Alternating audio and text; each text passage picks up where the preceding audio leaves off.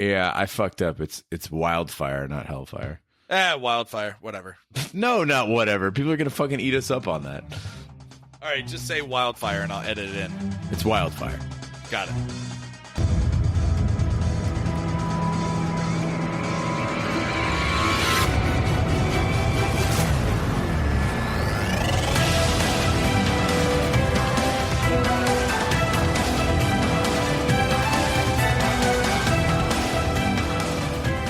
Back to On the Throne, the Shat on TV podcast companion piece for the incomparable HBO series Game of Thrones.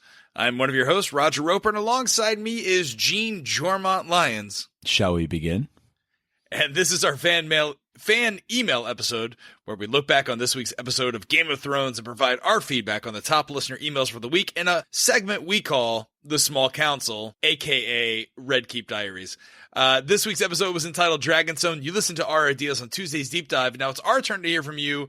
Gene, again, amazing season 7 episode. Great premiere, great kickoff for the season. We've done 2 podcasts already this week. This is our third. What are we in store for tonight? Holy cow, the mailbag overfloweth, Raj. We had so many emails come in.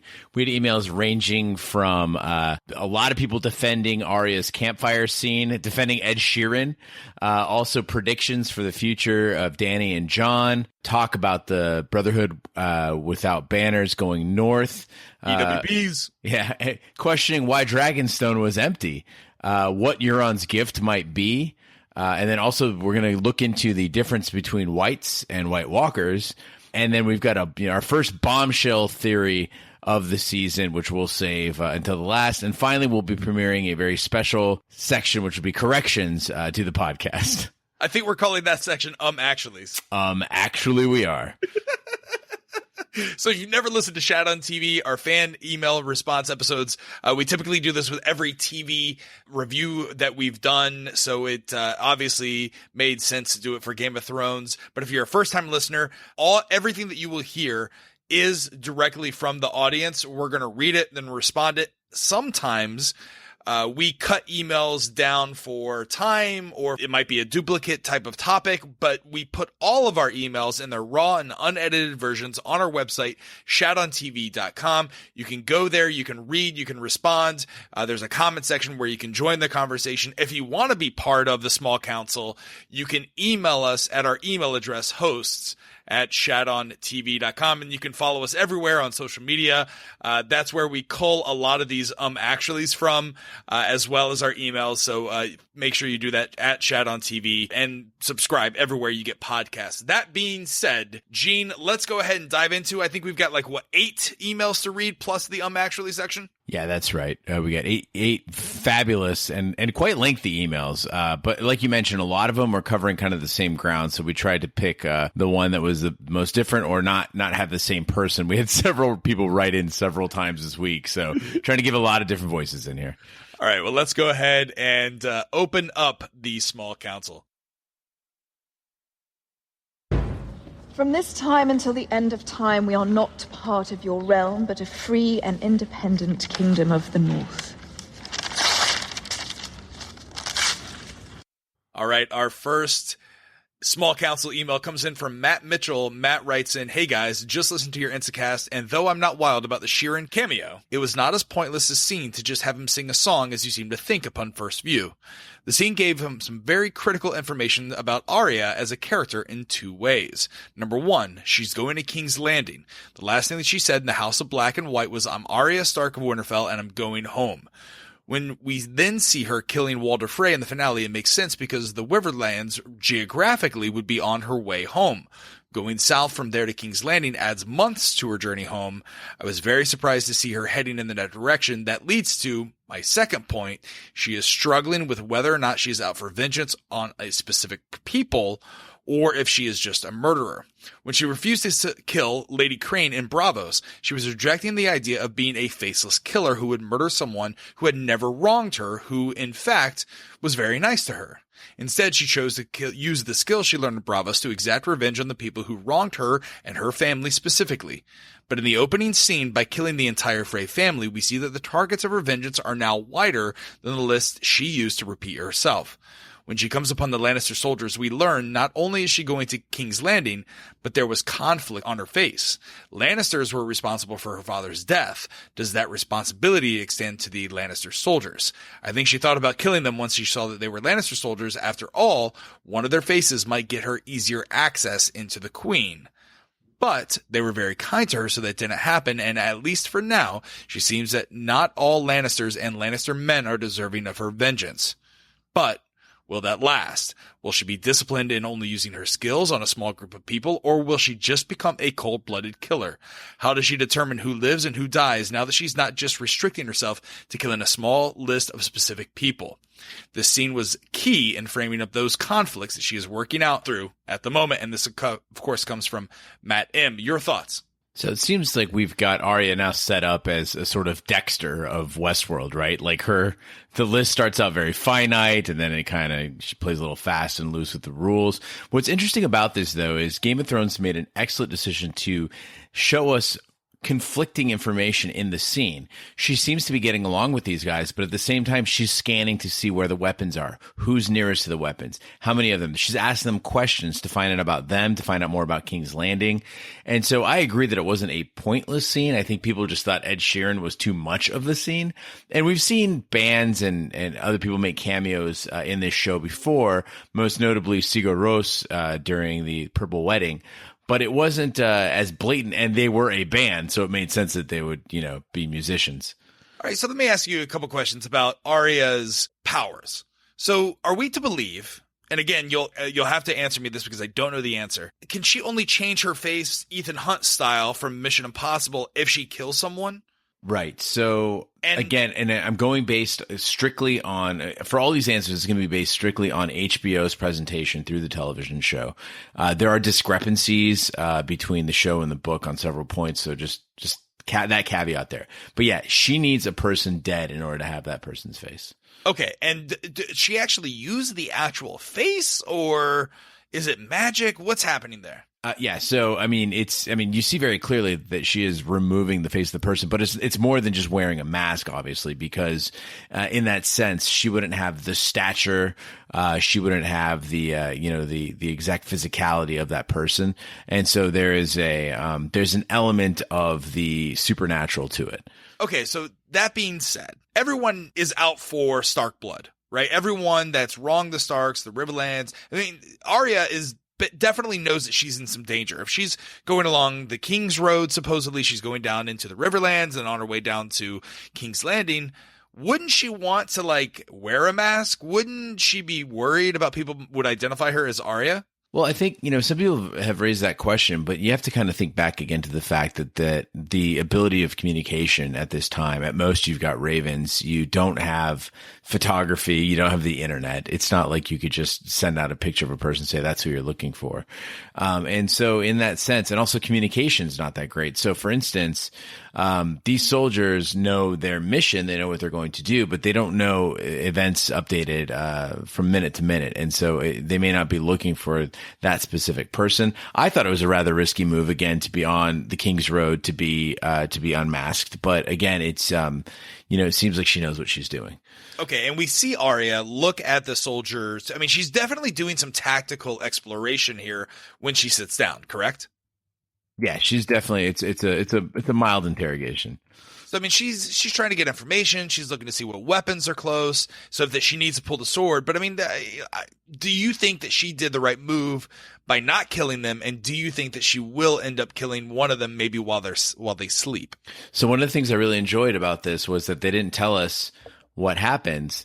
They didn't tell us that, that if she did or didn't kill them. The last we see, they're all there together around the campfire. And so it leaves us hanging to really ponder. And I think it's intentional to ponder what's going on inside her. What is she going to do? What will she do with this scenario? She could dispatch all of them. She could leave them be. It's going to be very interesting. And another point that I had found out was apparently that Maisie Williams is a big fan of Ed Sheeran. So maybe it'd be hard for her to kill him on screen. But I think what people are maybe worried about, and poor Ed Sheeran had to delete his Twitter account because people are worse than White Walkers on Twitter. But I think people are worried about Ed Sheeran becoming that person that Arya kills and then becoming a more focal point. Like you see Ed Sheeran kill Cersei in like the finale of season 7 or something like that. And they're like, fucking one of our favorite characters was killed by Ed Sheeran. Like, do you think that's where the hate's coming from? I think people, it's a repudiation of pop culture. Even though Game of Thrones is like the most pop culture-y thing that happens right now. Well, if you ask a certain listener, definitely. All right, Matt, thank you so much for writing in. We hope we answered your question there. The next small council email comes in from Drew. Drew writes in, I'm writing this email so I don't rage quit the Shat podcasts. I generally like the podcast, but you guys made such a huge analytical error that I had to say something. And this is relating to the Lannister soldiers, or Ed Sheeran. That whole scene was about demonstrating Arya's character. As soon as she walks up, the shot lingers on the weapons. You can tell she's analyzing how she'll kill these assholes. Then they offer her meat and wine. She initially declines, loath to come near breaking guest right. She eventually acquiesces and accepts the meat and wine. The implication is that she decided not to make them crow food. Arya is not a mindless murderer ninja. The Arya we knew before her faceless training is still in there. The one that loved Jon and her family. That was the whole point. But some people couldn't get over the fact that Ed Sheeran was singing a new song. Corporate tie-ins, they cry. You're better than this, Game of Thrones. There was much wailing and gnashing of teeth. This is dumb for 2 reasons. Number 1, musical guest cameos are common on Game of Thrones. They're just usually not as visible as this one happened to be. And number 2, the song he sings is a new song in Westeros. In the books, it was written by a singer about Tyrion and Shay. Some of us book people have been waiting for years for Hands of Gold. Okay, rant over. I'll keep listening, but you guys are on double secret probation now. Sorry for any typos. I'm writing this on my 100-degree car, or in my 100-degree car on my phone. Keep doing what you do. Thanks, Drew. Thanks so much for writing in, Drew. This explanation really helped for me to understand that there are things on the show that are nods and winks to the books that I might not get, not being a reader of the series.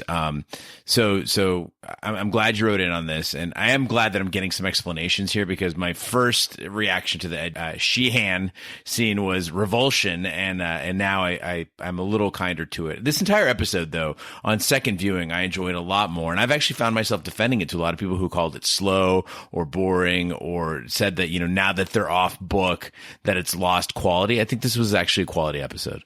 Yeah, I definitely agree with you, and I'm not on the Ed Sheeran hate bus. I thought that there's going to, like we talked about in the deep dive, I think this also not only was to show Arya's technical proficiency and tactical proficiency, but also her restraint and the fact that the old Arya is still in there, as both Matt and Drew have pointed out here, but also the fact that, listen, there's soldiers that don't know who the Stark. I mean, there's soldiers today that join the army for reasons other than they want to go kill people, right? A lot of them maybe don't want to be there, but they know that it's their only option. They'd rather be at home. They're thinking about other things. And I think that showcased that soldier predicament that you're in. Like, here's a nice girl that, they get along with and they're feeding, but, their queen that they're serving wants her dead. Like, there's an internal struggle that goes on there, and I wish Big D was able to join us, because I'd love to get his feedback on when he was in the army, and he would have to do, given orders that maybe something he doesn't necessarily believe in. Yeah, I think it's also great that there are so many theories flying around the internet now that somehow Ed Sheeran is the offspring of Tormund and Brienne of Tarth. So it is a frightening resemblance. Yeah, it is. Drew, thanks so much for listening and for writing in. We hope you don't rage quit on us. Our next small council email comes in from Nick. Nick writes in, Jon Snow is looking for dragon glass, and Sam just sent him a raven telling them there's a huge stash of it under just where Dany landed. Obviously, they'll somehow meet each other through this twist of fate. Jon Snow very likely will try to recruit Dany and her armies to fight the real battle in the north. Keep this in mind while I sidetrack for a second. When Dany had her dragon stolen in Season 2, she entered the Tower of the Undying and had a vision. At the time, it all seemed really cryptic, but I went back and watched it after the episode. Dany wanders into the throne room. The building is in ruins, and it is clearly winter. She walks up to an empty throne, and as she hovers her hand over the chair she is about to take a seat at the throne, she hears a dragon screaming out from afar. She turns away from the throne and is immediately walking out of the gate to the north side of the wall. There, after walking out a little bit, she walks into a tent and meets her dead husband and child. She says it isn't time for them to be together. She walks out of the tent and is back in the Tower of the Undying. This vision seemed cryptic back then, but let's look at it now. Winter is here for Westeros, and so the first part is covered. Dany is rolling back into Westeros with a huge army and dragons. Meanwhile, Cersei is weakened with a few allies. Maybe just Jaime or Tyrion will even kill her, as the prophecy says. So the throne is there, just waiting for Dany to take it. Check on the second part when she's about to sit on the Iron Throne. The next part of the vision, is Dany turning away from the throne as she hears a dragon crying. Jon Snow is a Targaryen with dragon blood and is about to call for her aid at the wall. Check on that part of the vision. A dragon is calling her from afar. If we follow the next steps, Dany will pass on taking the throne and will go towards Dragon Calls, which will lead her to the north past the wall where she will eventually meet her loved ones. And if she's meeting dead loved ones, she's probably dead. So that whole vision sequence was written accurately to portray the future, which everything so far is in this beautiful piece of art. Dany will go to the north to fight White Walkers instead of taking the throne of Westeros and die there. I'm really looking forward to a whole season of podcasts from you guys. I couldn't be any more stoked you're doing this. Can't wait for the mailbag or whatever we're calling it. The crazier the better. I'm sure that the combined efforts of you guys in the audience of your Westworld podcast wrote a better ending or two than actually played out, but I loved it regardless. Keep up the great work. And that's Nick in Charlotte/Knoxville. So this is some really deep research going back, and I like that here we're starting to get into a little tin hat territory. Dany doesn't necessarily have any motivation to go help out Jon Snow. She doesn't know that they're related. It doesn't make a lot of sense. She's very driven to take the throne. That seems to be her one and only obsession. And in that sense, I don't think she's sacrificed everything to get to where she is. I can't see her turning on that. But, again, I don't know. Now, you recently watched the entire series, and so you're probably particularly familiar with this scene. Do you remember this vision that she had? I vaguely remember. No, I actually just watched season 6. Oh, okay. Yeah, so I don't know if Big D went back and watched season 2 or not, but I'm definitely going to have to go back and rewatch the scene and the vision. But let's talk about that. So, number one, if this rings true and evidence points towards it, as Nick pointed out here, are you in agreement that Dany dies? And would you be okay with that? Well, I do believe that she's going to be one of the victims in the next 2 seasons, and in the current season or the next. And so I don't think that she ends up ruling all, as nice as that would be. We've seen now that with Game of Thrones, when they show us visions, whether it's Bran's vision, whether it's a prophecy from any end, the prophecy about Cersei, all of these, they seem to carry weight. Prophecy is a motif that appears throughout this show, is a vein that runs through the show. And so I think that we have to pay very close attention anytime we see a vision. And I'm in the really bad habit of dismissing those dream sequences, those prophecies. And that should be when we're on high alert and really paying attention. Yeah, and let me tell you something. I would be perfectly okay if Dany dies. In fact, I think this show would be elevated if Dany dies. Here's what I don't want to happen. I don't want dragons to die. I love those dragons. We've talked about this on Chat the Movies. I'd much rather a child or a bunch of people die instead of like a dog. And I feel that way about dragons. Hitler was a speciesist. Aha. So what you're saying is I'm Hitler. Well, I mean, it was inevitable that the comparison would be made, but no, but I totally agree with you. I know, like when we saw the dragons kind of save Dany's bacon, I was so worried about them.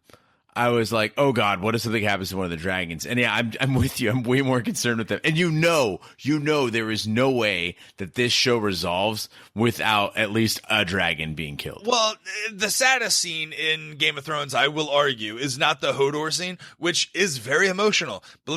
Send your hate mail to Roger_Roper. I contend, and I will argue, that the saddest scene is when she's locking up her dragons and they're crying for their mother. I have 2 rescue dogs. You have a dog as well. My 2 dragons, they whine and wail anytime I leave for business. Currently, I'm right now in Seattle traveling for work, and they whine when I'm not there. They whine when I go to the airport. They know when I'm packing my bags. I can only imagine if I had birthed them in the fire, I would have even more attachment to them. But yeah, no, the saddest scenes are when they're locked up, and then when Tyrion unlocks them. I was just like, fuck yeah, Game of Thrones. I can't believe that you would put either of those scenes be up past the Red Wedding. The Red Wedding is the saddest thing I've seen on television. It devastated me. Nope, couldn't care less. But those dragons, Jesus Christ, don't fucking kill the dragons. Nick, thank you so much for writing in. The next small council email comes in from Logan. Logan writes in, the group that goes north definitely includes the BWBs. You see Beric light a sword on fire, and I think he's wearing heavy furs, maybe wildling gear. Jon Snow is there as well for that, though, because you see him wearing the wildling furs north of the wall in preview with him and Tormund. There's heavy foreshadowing with the Hound asking Beric why he keeps getting brought back. He's probably going to have to use his last bit of light left to revive someone, then he won't come back. But here's something you guys might want to ponder. George R.R. Martin recently talked in detail about Beric. He said he's basically a white revived from fire. The whites fight for the Night King. They're raised by ice. He said Beric is not of the living. His blood doesn't pump anymore. More or less, he's essentially dead, and because of the amount of times he's withering away, but still has his mind. Does this shed light on Jon? Is he also dead? Is the blood no longer pumping? Is Jon a white revived by fire? Could he sit on the throne, and would the land follow a dead king? Could he even father a child with the mother of dragons? Or maybe he becomes the next new Night King on purpose to control them and save the people. I'm just spitballing here. Love to hear what you think. And again, this comes from Logan Zapp. So we talked a little bit about this on the deep dive, this idea that that you could have the undead being powered by either ice or fire, that is their engine or what revives them, what animates them. This is an interesting idea, but another way to look at it is it's very exciting for the idea of the BWB going north of the wall, in the sense that a fighting force that has the Hound, Beric, and Jon Snow together would just be a lot of fun to watch. Yeah, I think it would be, but I mean, so let's think about that, all right? If Dany dies, per the information that we were just given, and Jon Snow is technically a white, and he presumably can't take the throne, which I think is okay, then who's left to sit on the throne? Well, I mean, a lot of people have kind of what you guys said in the deep dive, as far as Cersei forming an alliance and then betraying everyone. I think there has been talk from several different viewpoints that maybe that's the end game. Maybe the idea is that everyone else expends themselves fighting this war in the north, and that kind of the bad guys, the less bad guys, not as bad as the Night King, but bad, being the Lannisters, end up winning this because everybody else goes north to fight. I don't think that's going to be the case. But this whole idea that Jon Snow is going to become the new Night Kings, similar to Orlando Bloom becoming the new Davy Jones in the Pirates of the Caribbean movie series, would that save his people? Like, if I became the Night King and then I'm like, you know what, I'm good, I'm not going to kill everyone. Like, could he control all the whites, the ice whites, to just, go back north of the wall? I mean, there's not even a mechanism for that. We see the creation of the Night King earlier in the show, and it's a very specific and ancient occurrence. It is not just an everyday. You can't just choose to be somebody. And so I don't think that a magic that powerful can just be, put on like a new shirt. I don't think that's a possibility. Do you think he could father a child? Hell yeah. I mean, he can father my child. I don't know if I just said Kit Harington can have sex with my girlfriend, but I think, okay, great. Right. All right, Logan, thank you so much for writing in. The next small council email comes in from Mac Mueller. Mac writes in, hey guys, big fan of all your podcasts. As an avid Thrones, or what is this? ASOI? A Song of Ice and Fire. Aha! This is a probably pretty common term amongst throne heads, I assume. I mean, I've never seen the abbreviation before. It just made sense. He might be talking about something completely different. We're going to go with A Song of Fire and Ice. All shatters. Outlook is all fine. I don't know. Anyways, as a fan, I was thrilled to hear you guys would be taking on the show. Anyways, I agreed with a lot of what you said about the premiere. Euron was great, the cameo was not, etc. But there was a technicality that sort of bothered me. How could the Lannisters allow Dragonstone to remain empty for so long? Allowing Dany and her massive army backed by 3 biological weapons of mass destruction to simply walk into the fortress like Dragonstone is baffling to me. I understand it was to further the plot, but Cersei and Jaime directly address the fact that Dany is going to land there and they do nothing about it. Additionally, Euron and his Iron Fleet have to literally sail past Dragonstone to get into King's Landing to meet Cersei, and then again when he leaves. Hell, it's in his Ironborn blood to raid and take property from others.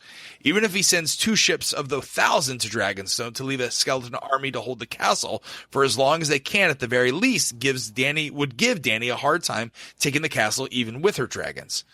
I get that it probably has something to do with the budget or time constraints, but they can at least do something about this. I may be nitpicking, but as a Song of Fire and Ice snob, I find this infuriating. Thanks for all the work you guys have been putting in. You're a pantheon of chat. Podcasts are enlightening and entertaining. And again, this comes from Mac Mueller. Your thoughts? Mac, you read my mind on this. When I was watching season 7, episode 1, I was wondering the same thing. There's nobody there. I mean, it's this massive castle. It's beautiful. The doors were even politely shut. So I wondered, that's really odd. And the only thing I can really think of is that it is really far. I mean, really far from King's Landing to Dragonstone, and maybe that's just the idea that it's not practical to keep it covered. I'm surprised. I was more surprised there weren't squatters, and maybe there's a reason for that we're going to see soon. It just seems very odd to me that the whole place would be empty. Well, one of the suggestions is that we're watching different timelines. What do you think about that idea? That the Ironborn arriving at King's Landing is not necessarily the same time frame as when Dany's arriving at Dragonstone. Yeah, I don't know about that. I mean, I don't think HBO can run 2 hit series with different time frames on it. It just seems a little. Off. Now, I do agree, though. Some people had asked, well, how the hell is it that that Bran arrives at Castle Black, and yet nobody has informed Jon Snow of it. And I do think that, when we're watching these, it's not 24. It's not like, these things can be happening roughly around the same time. And it's, again, we don't have cell phones here. There's no internet. So it's like, it takes a little time for word to travel. Now, all right. So Dragonstone, he's right. You would have to sail past it to get into King's Landing. So if I'm looking at a map of Westeros right now, I've got this pulled up in front of me, and it looks like if they're sailing from the Iron Island, yeah, he would. But I mean, I guess he could have sailed on the other side. I don't know. I think that I do agree that this is kind of a plot hole, and that maybe we're just not supposed to think this hard about it. But why do you think that maybe they didn't send a skeleton crew there for, an important stronghold like Dragonstone? Who was the last occupant of Dragonstone? So I believe that at the beginning, Stannis Baratheon was in control of Dragonstone, but then he left in season 4 to go get aid from the Night's Watch. And I think that then it would become the Lannisters' property, specifically right. Cersei's. You would think that Cersei would send Jaime to be the ward of Dragonstone, knowing how much of an important, it is. But I mean, maybe no one knows that this Dragonstone exists, right? This is information that's been lost for years, and the only people that know it are the maesters out at the Citadel. But I mean, aren't there maesters that's telling Cersei all the secret of like the green potion? I know it's not green potion. What is it called? Dragonfire? What is it called? Wildfire. I mean, so you got to imagine there's probably some old maesters that are there in King's Landing that are like, hey, there's all this dragon glass rumored to be at Dragonstone. You might want to send some people there. Yeah, I mean, look, you got to look at it from the perspective of, again, they're very aware of where Dragonstone is. I mean, it's on a freaking map. Like, they know where it is.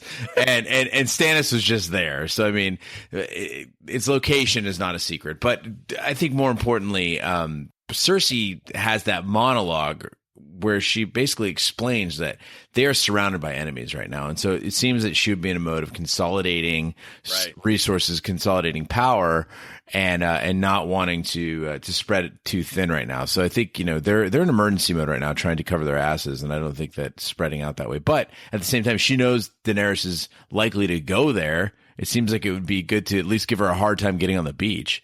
Yeah.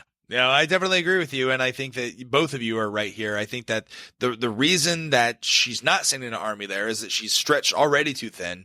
And then, if no one's already there, Dragonstone looks like a pretty inconvenient place to go to. I imagine without a ward, probably the people left, right? Yeah, so Mac, hopefully that answers your question. Thanks so much for writing in. We appreciate it. The next small council email comes in from Jack. Jack writes in, as for episode 1, I thought the slow pace fit well because it really set the stage for the remaining episodes.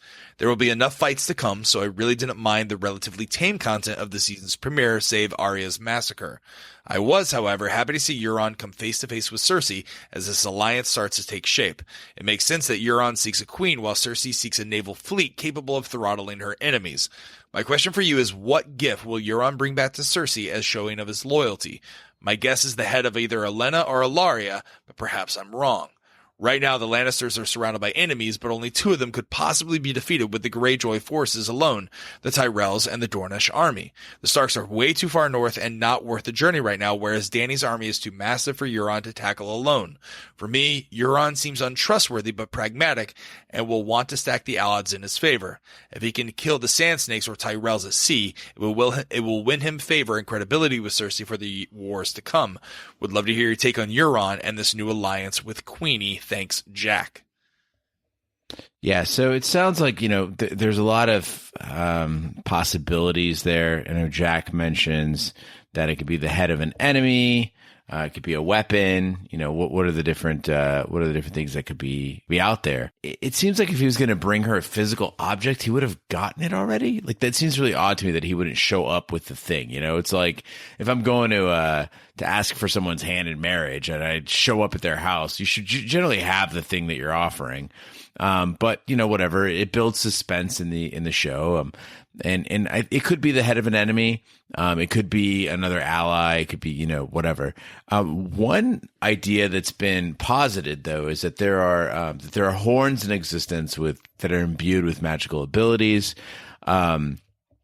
Like a dragon horn that would be used to control dragons, or a horn of winter, that could, they could be used, with other magical properties.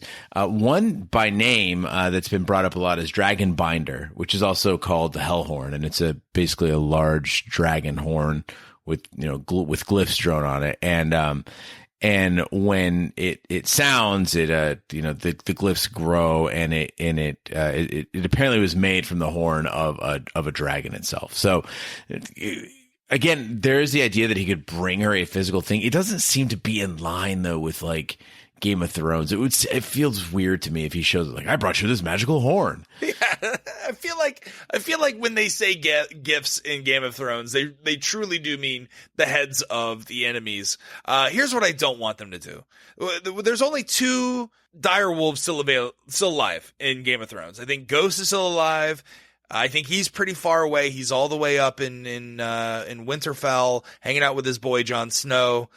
But the other, Nymeria, Arya's direwolf, is unconfirmed if she's dead or alive. So I'm assuming she's alive because I'm an optimist. But if they bring back another fucking direwolf's head and throw it at the feet of someone, I'm going to rage quit this show. Okay, but consider this. One of the things that might make Dragon Binder an actual possibility is it does fit nicely into the Game of Thrones kind of bloodlusty, dark and twisted sort of way of storytelling, in the sense that in order for it to work according to lore, the person who blows it dies, but the master of the horn can then control dragons. Any dragon that hears it can be controlled by the master of the horn, but the person who blows the horn dies. So you have to make a sacrifice. So we're gonna have like a Reservoir Dogs situation here. We're gonna have like an old Mexican standoff. It could be something like that. Yeah, but what would be super twisted is if he was like, okay, Cersei, all we got to do here, you can control all these dragons. Just blow that horn. And then he's like, okay, now you're dead, and I control dragons. But it's a little too convenient. Cersei's no dummy. Yeah. Anyway, I just don't want a dire wolf. It could be whatever you guys want. So basically, just don't kill any animals. Everyone else can die. It's fine. Yeah, I'm okay with it. Got it. I want to see Snow at the end of the season on the Iron Throne. That's what I want. Like Informer Snow, the famous Canadian rapper. That's right. That's exactly right. Thanks so much for writing in. The next small council email comes in from Tiago. Tiago writes in, to clarify the methods of killing the Army of the Dead associates, Whites are only killed for real by fire, as seen in Season 1 when Jon kills the Whites at the wall, and the very same reason Season 3 cold open when the Lord Commander sets fire to the White that's crawling towards Sam. White Walkers, however, are killed by dragon glass and Valyrian steel, as we know, but unaffected by fire. Remember the Hodor episode? The Night's King just stepped through the flames, creating a path for the Whites to infiltrate the Three-Eyed Raven's hideout. Speaking of which, yeah, I do believe that once again, Bran will cause the downfall of a lot of people he cares about. I wonder if the Night's King see him the same way Laura sees Shadow Moon. And again, this comes from Tiago. Tiago, congratulations. This may be the first time an American Gods reference has been used to describe something in Game of Thrones. So for those people, for the millions of people who don't watch American Gods, what he's talking about here is that Laura Moon, who is the dead wife of Shadow Moon, is resurrected, and she can see him. He's like this golden glowing thing that she could see through any landscape, and she is drawn to him, so she could find him anywhere. So maybe the Night King sees Bran that way. Yeah, and I would be okay with this, but here's the thing. Bran, of all the characters that have died in Game of Thrones, Bran's the one that should have died, right? Because Bran, everything he touches is fucking the worst. Like, everything he does turns out bad. If he wasn't climbing walls like his mother told him not to, like if this wasn't this brat Stark kid, none of this would have happened. Ned Stark would still be alive. I'm sure that boar wouldn't have cut into Baratheon's, stomach. Dany would have, never made it to Westeros. None of this would have happened. Everyone would have been fine. So you're blaming it on the Bran. Blaming it on the Bran. Now, what I appreciate here is Tiago also took the time, though, to explain something that I think a lot of us have either overlooked or weren't clear on. There's a difference between Whites and White Walkers and the Night King, right? So essentially, the Whites are just the reanimated corpses. That's all they are. Fire can kill them. The White Walkers is that host of humanoids that accompanies the Night King. They are they've got musculature to them. They've got the blue eyes, and they can actually control the Whites. They can animate the Whites. They are not killed by fire, but they can't be killed by dragon glass and Valyrian steel, which makes those two materials very important in Westeros. Okay, so Wun Wun, which you determined was the giant that was walking with the Night King, is he a White or is he a White Walker? See, now you'd think he'd be a White, because White Walkers, I believe, have to be made when they're alive already. Like you see the baby that gets transformed, But Wun Wun did have the glowing eye. Now, also people have pointed out that Wun Wun, it's the wrong eye. That Wun Wun lost, an eye on one side, and the giant that was depicted was missing the eye on the other side. I don't know if that's a continuity error or if it's truly not Wun Wun. It would be hilarious if they were just like, let's make a gross looking giant, and they messed up. I mean, look, bodies decay, like dead bodies are dead bodies. So, but then again, there aren't a lot of giants running around. So that's true. All right.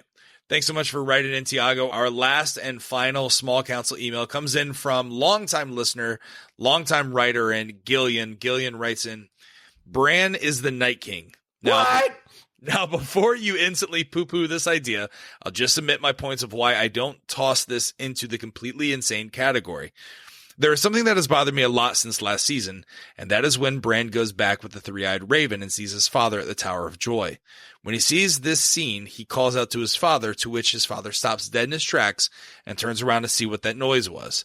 Suddenly, the three-eyed raven tears Bran out of the vision and gives him the whole speech about not getting lost in history. Then, when Bran goes back warging out by himself this time to see what his father was climbing towards, while he did not make a sound this time, his father still turns around. I'm going to go full-on Lost mode now, but try and stay with me. If we go back to Lost and little old Daniel's theory that if you from the future travel back to the past and change something, that doesn't mean that you've changed the future. It means that in the past, that something had always happened, therefore keeping us on a paradoxical loop of the past created because the future created the past bullshit. I know, get over Lost already, I know, but if Ned Stark turned around while climbing the steps to the Tower of Joy, then that means that Bran was always destined to travel back to that time and call his name. That incident happened in the past, Bran was just experiencing it for the first time in his present day while looking at his father's past, which was actually at his time's father's present day. I'm trying not to confuse myself. Case in point, though, if Bran has the ability to go into the past and do something, and that something then effectively happens in the past, then couldn't it be somehow Bran, who is now at Castle Black, tries to warg into the past to somehow kill the Night King, or to stop the Night King, or do something, then maybe he ends up becoming the Night King in the past, which would be Bran's present, but also the past. Shall we continue with how Saeed kills Little Ben from the Lost scenario? Again, I know all this is crazy, but this show does not do anything without purpose. For Christ's sakes, they put Gendry on a boat 6 seasons ago, and now he's going to somehow possibly be fighting with what you've dubbed the Fellowship against the White Walkers. If they threw that scene in about Bran fucking with history for no reason, then that's a big gaffe on their part. Otherwise, that scene was showing us that Bran, while messing around, while warging out throughout time, could have started this whole chain of events that lead us to where we are now. And if you really want to go off the deep end, maybe the Night King not killing Jon Snow when they had their first encounter was because it's his brother. Well, more like a cousin, but that's another side. So the Night King's whole come at me bro stance on the shore was Bran talking to his brother Jon, and maybe the Night King isn't so much chasing after Bran because he's a White Walker and just wants to turn everyone into zombie, but really he's trying to kill him or get him killed so he can't go to that point in the future present and become the Night King. And even further, boy, to this ad, if you are correct and Bran crossing over the wall is the key to the wall's destruction, he's the key because he's the Night King. Therefore, when Bran crosses over the wall, so does the Night King, or the one in kind of the same thing. And Bran loved Nan's stories, the scary ones, especially about the Long Night, to which Bran could have created the Long Night if he was always the Night King. Look, I know people will hate this and be, oh my god, and no time traveling, what a trope to put into a terrible blah blah blah haters are going to hate. I wouldn't mind this. It would set up an interesting battle for Jon if he does go looking to kill the Night King, and that turns out to be his crippled brother. Then we're going to see Jon have to decide loyalty to his family or saving the kingdoms, to which sounds like an easily made choice, but Jon is Jon, so clearly there would be some sort of internal struggle there. And again, this comes from Gillian. So I just want to remind everyone that Gillian on American Gods, this is a woman who came from writing about dicks to this insane theory. And the scary thing is she's not alone in this theory. Big D subscribes to this. I'm going to read you a chat we had with Big D earlier this evening. He unfortunately could not be with us because his daughter just learned how to climb out of the crib. So I said, or Big D starts out, he says, I'm leaning toward Bran as the Night King. Raj says, I love that idea too, but why would he be scared of the Night King? Big D says, he doesn't realize it's him. At some point in the future after this war, where man wins, Bran, having lost everything and all his family, feeling more confident with his powers, travels back to the children of the forest in an effort to change history. They don't know who he is or trust him, and he is the man we saw in the flashback being converted into the Night King, restarting the entire loop again. Raj says, interesting. Gene, that's me, Ever the cynic, says, I don't buy it. It's a real stretch with no evidence. Bran isn't the first person with this gift, the green sight. Also, he can't walk. Big D, he always walks in his visions. Gene, but he doesn't physically exist in his visions. Big D, he does, and that's how the Night King grabbed him. And his father heard him. This is literally what he wrote. Okay, So I say, but he was an apparition. It's a real stretch. Yeah. And then Big D says, Bran is a rookie with his powers. Imagine with 20 years of training. He can refine his powers and actually be more present in the past. His father heard him as a whisper. He was also, this is Big D again, he was also the whisper that drove the Mad King insane. And now I ask, how does he survive the Night King long enough to become the Night King? And then we kind of go from there. But then Big D brings up again that hold the door had unintended consequences.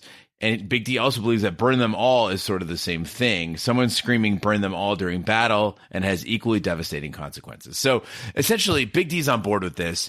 And his idea here is that Bran, in meddling with the past and visiting the past, has shown that he can have unintended consequences, as we saw with Hodor.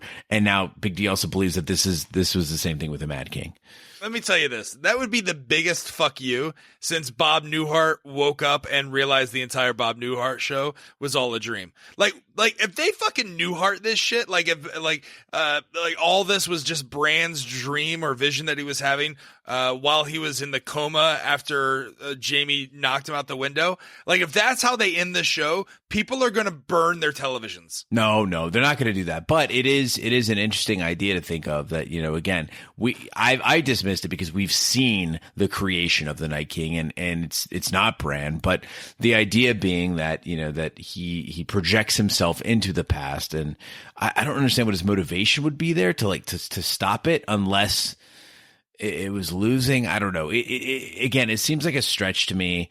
But this is a level of thought about Game of Thrones. It's actually really exciting in the sense that when it departs from the book, when we cannot reference what's supposed to happen, it does lend itself to sort of Westworld type tinfoil theories. Yeah. Tinfoil crown, I think, goes to Gillian this week. Good God. Yeah, listen, you can read all of that. That was truncated. I want to let everyone know that was truncated.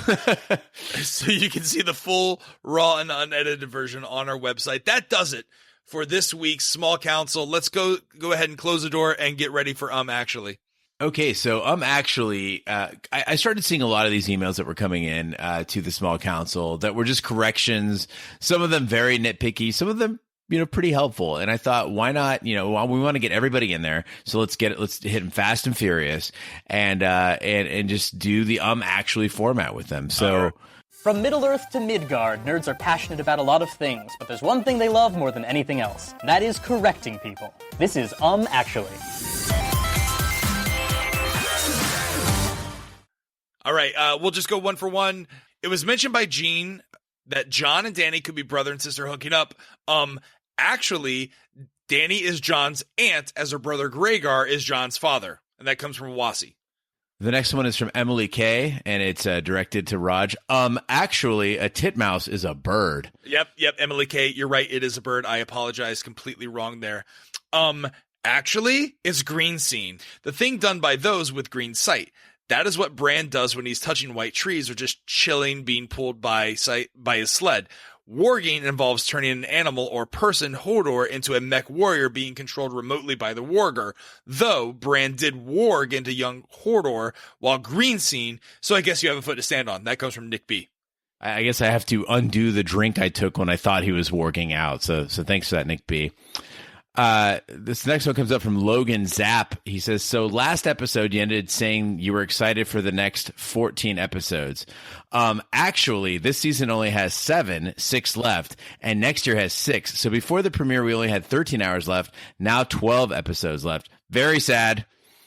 Thank you, Logan. That's getting pretty nitpicky, but listen, I think all of season 8 will be feature length. So, I mean, that's an hour and a half episodes, Logan. Actually. So, actually, I had always noticed the dragons on the walls during previous episodes. Please pay better attention or do better research if you're going to change comment. Your statement just verified lack of. That comes from Isaac G. Dude, it was dark in there. When Stannis was there, it was dark. How are we going to see the dragons? Anyway. Yeah. Finally, the last one comes from Mag, and this is a multi-parter. So I'm just going to give one big actually at the beginning. So first of all, Gendry, hard G. Sansa, without the Midwest A. Walden She wrote Walden Frey. It's Walder Frey. Come on, Mag. But Walder Frey, no T. That's Big D's habit of saying Walter Frey, which is the crossover Breaking Bad character. And Wildlings. There are 2 L's in this word with 3 exclamation marks. Seriously, though, Wildlings was really making me mad.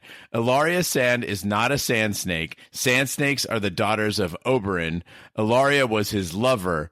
Also, it's Sir Robert Strong, not Sir Robert the Strong. Thanks, Mag. Mag rocks. I mean, I know we're going to get some things wrong. I didn't know we would get an entire podcast wrong. So yeah, it's Wildlings. Yeah. And then Gendry. Yeah. So I want to marry a wildling. I want to either a wildling or not a sand snake, just Ilaria. Yeah. And I want to go hang out with Nick Cannon and Wilding. Not to be confused with the Tim Allen movie Wild Hogs. No, definitely not. Yeah, that killed Robert Baratheon. Wow, full circle. Actually, he died of wounds caused in the hunting accident from a hog. I'm sorry, it was a boar. That's right. Well, that concludes this week's On the Throne Game of Thrones fan email small council and our Actually episode. If you want to be part of it, again, go to our website, shoutontv.com, email us, host@shoutontv.com. You can follow us everywhere on Twitter and social media. Just follow @ShoutOnTV. We're everywhere fine podcasts can be found, including iTunes, Google Play, Stitcher, and YouTube. Be sure to subscribe. And if you stop by iTunes, please be sure to leave a 5-star review. That really helps the podcast grow. Finally, if you like us, check out our sister podcast, Shat the Movies, where we review the best 80s and 90s movies from our childhood that you, the audience, vote for. Check out all the information over there at shatthemovies.com. On behalf of my co-host, Gene Jormont Lyons and Big D, be sure to join us Sunday for our Instacast of Game of Thrones, followed by our deep dive and the small council. I'm Roger Roper. Take care, good night, and be sure to knock twice before you join us on the throne.